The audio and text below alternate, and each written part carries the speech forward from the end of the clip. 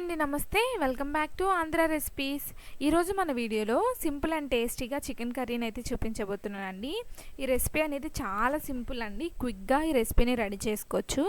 ఎప్పుడైనా మన ఇంటికి చుట్టాలు వచ్చేటప్పుడు గాబర్ పడిపోకుండా ఈ విధంగా చికెన్ కర్రీని ఒక్కసారి చేసి పెట్టండి, చాలా ఇష్టంగా తినేస్తారు. ఈ రెసిపీ అనేది బగారన్నంలోకైనా, చపాతీలోకైనా లేదా ఏ పరోటాలకైనా సరే ఎందులోకైనా చాలా టేస్టీగా ఉంటుందండి. చాలా సింపుల్గా రెడీ చేసుకోవచ్చు. మరి ఎలా రెడీ చేసుకోవాలి, ప్రాసెస్ ఏంటి అనేది ఈ వీడియోలో అయితే చూసేద్దాం. చికెన్ కర్రీ కోసం ఒక 3 నుంచి 4 టేబుల్ స్పూన్ వరకు ఆయిల్ని వేసుకోండి. ఆయిల్ కూడా కాస్త వేడెక్కిన తర్వాత 1 కప్పు వరకు ఆనియన్స్ వేసుకొని ఆనియన్స్ సాఫ్ట్ అయ్యేంత వరకు ఉంచుకోండి. ఆనియన్స్ కొంచెం సాఫ్ట్ అయిన తర్వాత ఒకసారి బాగా కలుపుకొని 1 టేబుల్ స్పూన్ వరకు అల్లం వెల్లుల్లి పేస్ట్ వేసుకోండి. అల్లం వెల్లుల్లి పేస్ట్ పచ్చి వాసన పోయేంత వరకు వేయించుకోండి.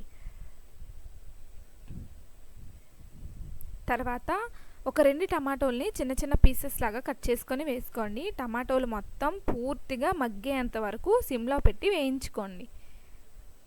టమాటోలు పూర్తిగా ఈ విధంగా మగ్గిన తర్వాత 1/2 kg వరకు చికెన్ని యాడ్ చేసుకోండి.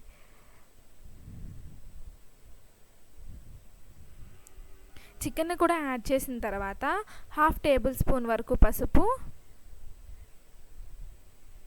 1 టేబుల్ స్పూన్ వరకు సాల్ట్ను కూడా యాడ్ చేసుకోండి.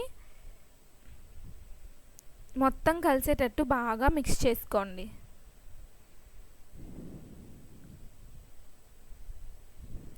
ఉప్పు పసుపు 2 కూడా కలిసేటట్టు బాగా మిక్స్ చేసుకోండి.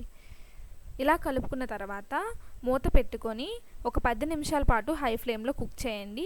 చికెన్లో ఉన్న వాటర్ మొత్తం ఇంకిపోయేంత వరకు కుక్ చేసుకోండి. మళ్ళీ ఒకసారి మూత పెట్టుకొని హై ఫ్లేమ్లో వాటర్ మొత్తం ఇంకిపోయి చూడండి, నూనె అనేది ఏ విధంగా తేలుతుందో అలా వచ్చేంత వరకు కుక్ చేసుకోండి. ఇలా కుక్ చేసుకున్న తర్వాత 1 టేబుల్ స్పూన్ వరకు కారం,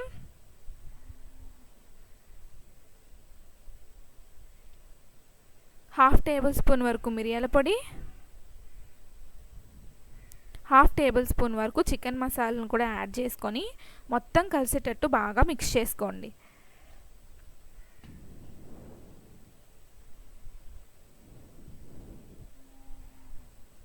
ఇలా బాగా మిక్స్ చేసుకున్న తర్వాత ఇందులో నేను 1 కప్పు వరకు పెరుగుని యాడ్ చేస్తున్నానండి. మీ దగ్గర పెరుగు అనేది అవైలబిలిటీ లేకపోతే 1 టేబుల్ స్పూన్ వరకు నిమ్మరసాన్ని యాడ్ చేసుకోండి. నిమ్మరసం అనేది ఎక్కువ యాడ్ చేయకుండా 1 టేబుల్ స్పూన్ యాడ్ చేస్తే సరిపోతుంది. ఇలా మొత్తం మిక్స్ చేసుకున్న తర్వాత ఇందులో కొత్తిమీరను కూడా యాడ్ చేసుకొని మొత్తం ఒకసారి బాగా మిక్స్ చేసుకోండి.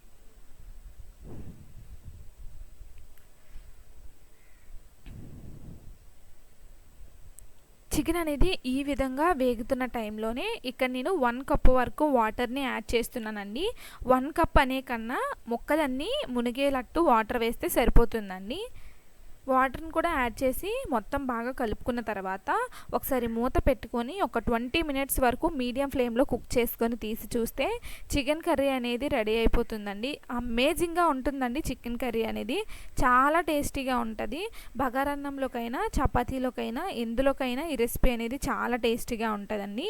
మీరు కూడా ఈ రెసిపీని మీ ఇంట్లో ఒకసారి ట్రై చేసి నాకు ఎలా వచ్చింది ఏంటి అనేది కామెంట్లో చెప్పండి.